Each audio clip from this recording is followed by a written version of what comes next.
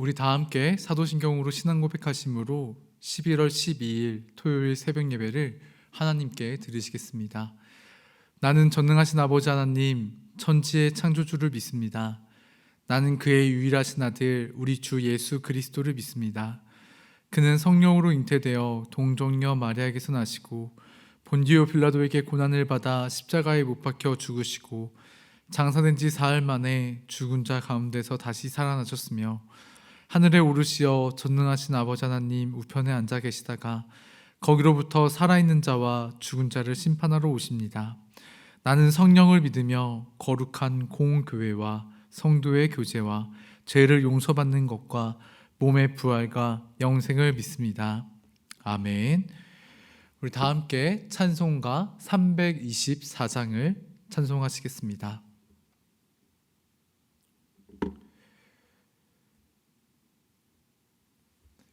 예수 나를 오라 하네, 예수 나를 오라 하네. 어디든지 주를 따라 주와 같이 가려네. 주의 인도하심 따라 주의 인도하심 따라 어디든지 주를 따라 주와 같이 가려네. 겟세마네 동산까지 주와 함께 가려 하네. 피땀 흘린 동산까지 주와 함께 가려네.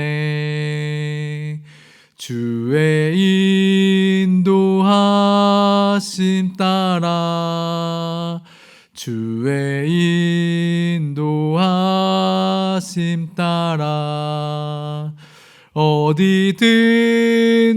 주를 따라 주와 같이 가려네. 심판하실 자리까지 주와 함께 가려 하네. 심판하실 자리까지 주와 함께 가려네. 주의 인도하심 따라 주의 인도하심 따라 어디든지 주를 따라 주와 같이 가려네. 주가 크신 은혜 내려 나를 항상 돌보시고 크신 영광 보여주며 나와 함께 가시네. 주의 인도하심 따라 주의 인도하심 따라 어디든지 주를 따라 주와 같이 가려네. 아멘. 오늘 우리에게 주시는 하나님의 말씀은 창세기 46장 8절에서 27절까지의 말씀입니다. 창세기 46장 8절에서 27절까지의 말씀을 한 절씩 교독하겠습니다. 애굽으로 내려간 이스라엘 가족의 이름은 이러하니라. 야곱과 그의 아들들 곧 야곱의 맏아들 르우벤과 시므온의 아들은 여무엘과 야민과 오학과 야긴과 스알과 가나안 여인의 아들 사울이요 유다의 아들 곧 엘과 오난과 셀라와 베레스와 세라니 엘과 오난은 가나안 땅에서 죽었고 베레스의 아들은 헤스론과 하물이요 스불론의 아들은 세렉과 엘론과 얄르엘이니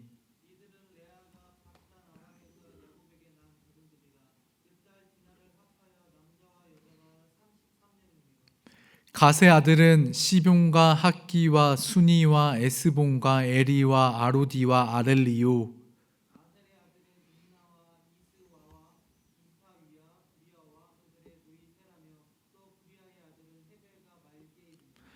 이들은 라반이 그의 딸 레아에게 준 실바가 야곱에게 낳은 자손들이니 모두 16명이라.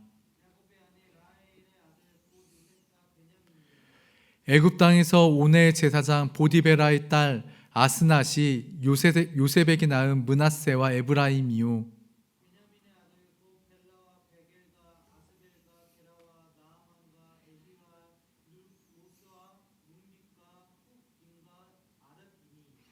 이들은 라헬이 야곱에게 낳은 자손들이니 모두 14명이요 납달리의 아들 곧 야스엘과 구니와 예셀과 실렘이라.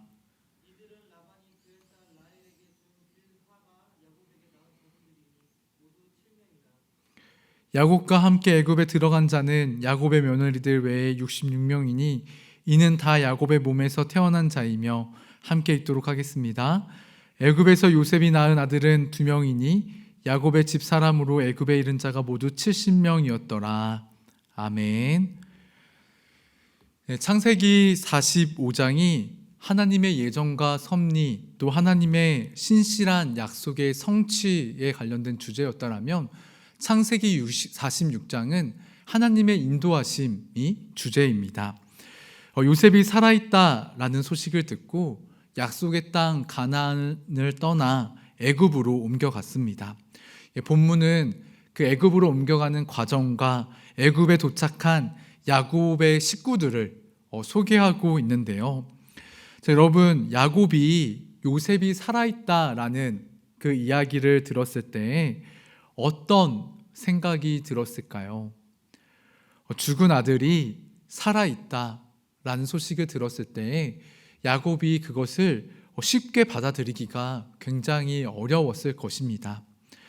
다른 아들들이 거짓말을 하는 것은 아닌가 하는 의심이 들기도 하고 두려운 마음, 불안한 마음이 그 야곱의 마음 가운데 있었을 것입니다. 그러나 야곱의 집에 이른 그 수레를 보고 요셉이 살아있다라는 확신을 하고 하나님의 인도하심을 따라 이제 애굽으로 온 가족이 떠나기로 결정을 했던 것입니다.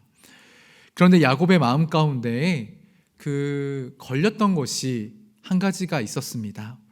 이 가나안 땅, 자신들이 거주하고 있는 이 가나안 땅은 아버지 이삭과 할아버지 아브라함에게 하나님께서 말씀하신 그 약속의 땅인데 이 약속의 땅을 쉽게 떠나가기로 결정하는 것이 쉽지 않았다라는 것이죠.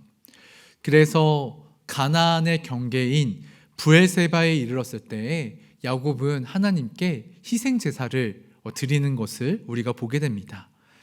1절에 이제 야곱이 브엘세바에 이르러 하나님께 희생 제물을 드렸다라고 말씀하고 있는데 우리는 야곱의 이러한 마음과 이러한 자세와 이러한 태도를 본받아야만 할 것입니다. 자, 여러분, 야곱은 애굽에 가기로 결정을 했습니다. 그리고 그 결정을 하나님께 확인받고 싶어서 하나님께 제사를 드리고 예배를 드렸다라는 거예요. 여러분, 무슨 일을 결정할 때, 그리고 결정하고도 어떤 불안한 마음이 들 때에 우리가 반드시 해야 되는 일이 있습니다. 그것이 무엇인가 하면 바로 예배입니다.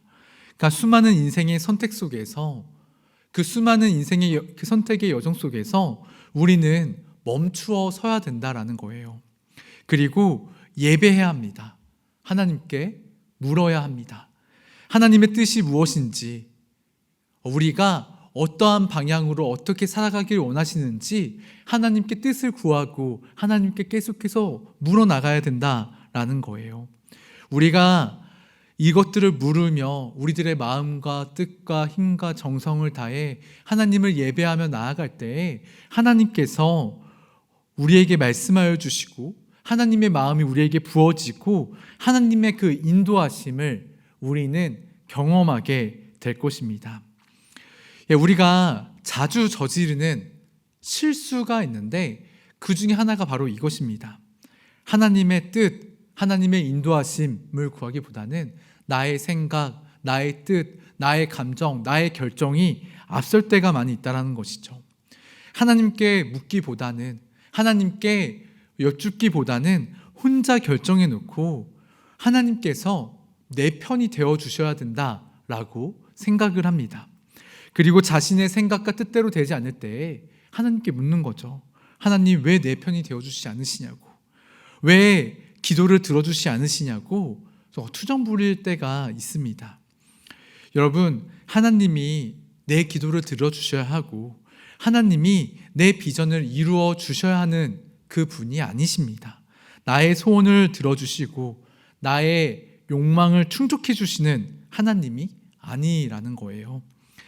야곱은 그 누구보다 자신의 뜻대로 살아왔던 사람이었습니다.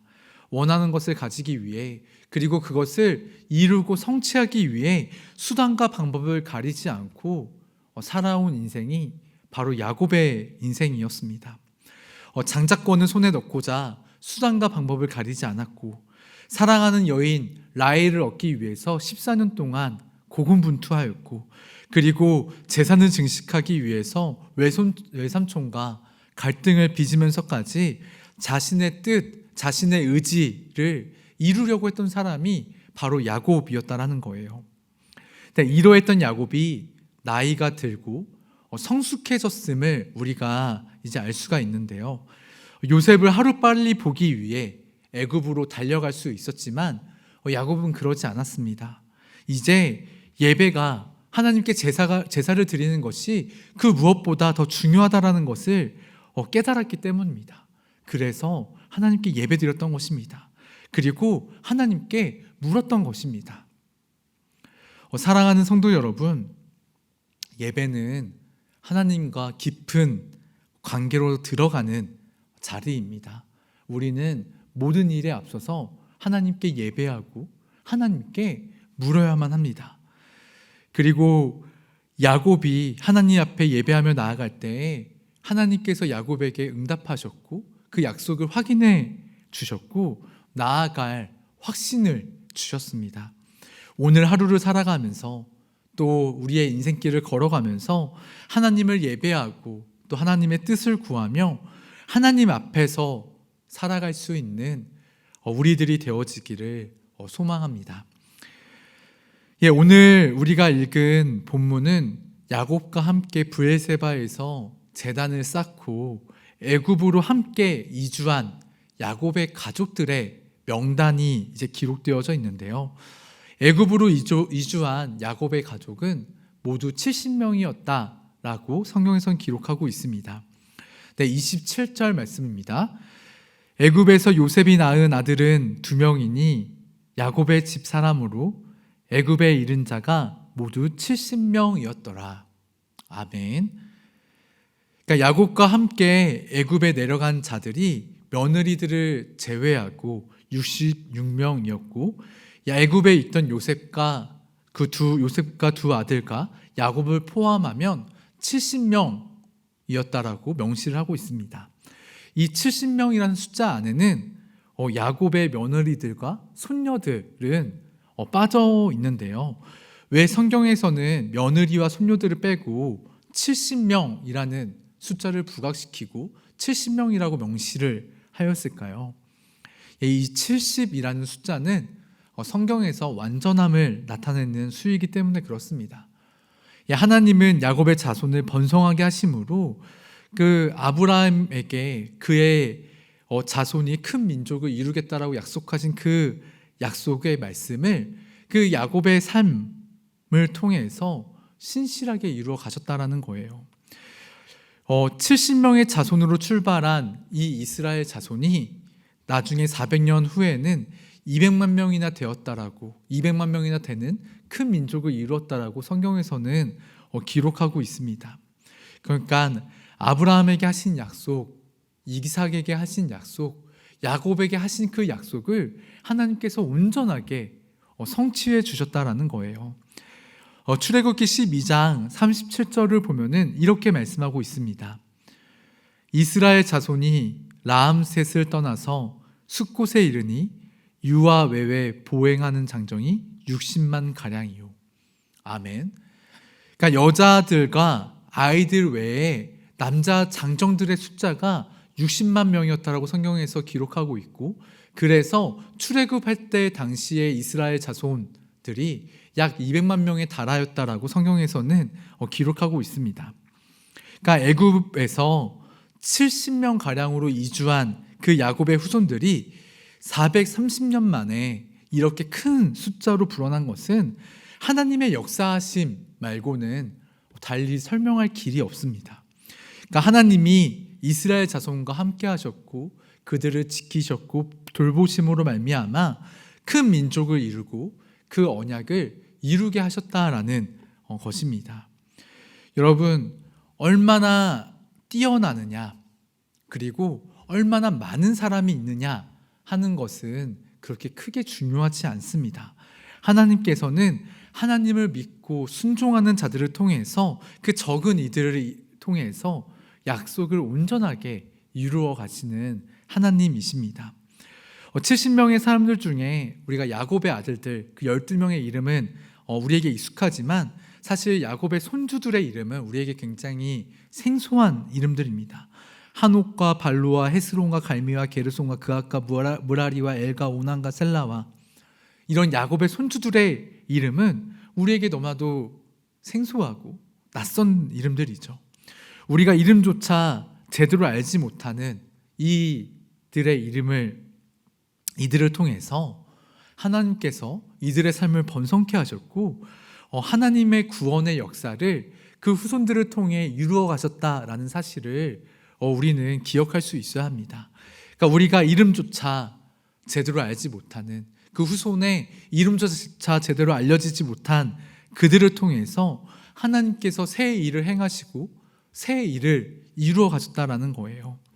애굽으로 내려간 야곱의 12아들과 그 자녀들은 하나님의 약속 성취의 씨앗이 되었습니다. 하나님은 그들 한 사람 한 사람을 기억하시고 성경에 기록하셨습니다.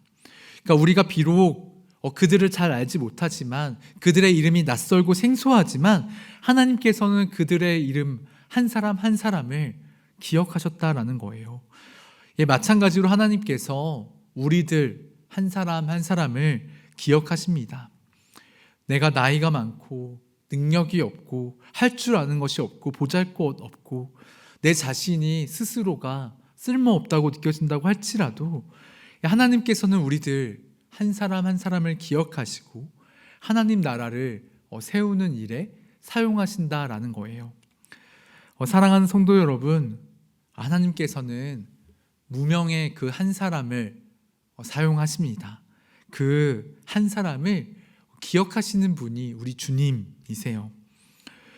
오늘 본문에 나오는 그 생소한 이름들의 사람들을 통해서 하나님께서 구원의 역사를 이루어 가셨던 것처럼 성경을 보고 또 교회의 역사를 이렇게 살펴보면은 이름 없는 사람들을 통해서 하나님께서 교회를 이루어가고 하나님의 나라를 확장해 오셨다라는 사실을 우리가 알 수가 있는데요.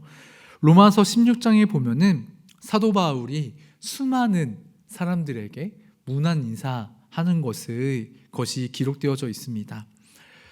자신과 함께 신앙생활하고 자신이 사랑의 빛을 졌던 사람들 이름 한 사람 한 사람 이름을 부르면서 그들에게 감사의 인사를 하는데요. 베베와 브리스가와 아굴라와 에베네도와 안드로니고와 유니아와 암블리아와 우르바노 등 수많은 이들의 이름을 말하는데 로마서 16장에만 기록된 이들의 이름의 수가 37명에 달하고 이름이 밝혀지지 않은 사람들도 여러 명이 등장합니다.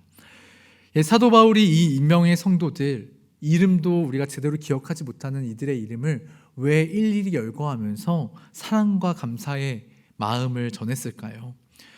그들의 눈물과 그들의 기도와 그들의 수고가 있었기에 로마의 교회가 든든히 세워질 수 있었기에 그들을 통해서 하나님의 나라가 확장되어졌기에 사랑과 감사의 마음을 전하였다라는 것입니다. 그러니까 이름 없는 그 한 사람의 헌신, 한 사람의 눈물 어린 기도, 그들의 사랑이 있었기에 교회와 하나님의 나라가 확장되어질 수 있었다라는 거예요. 여러분, 오늘날도 마찬가지입니다. 이름 없는 누군가의 사랑과 헌신과 그 눈물의 기도를 통해서 하나님께서 새 일을 이루어 가십니다. 오늘 우리가 그 이름 없는 한 사람이 되어지기를 원합니다.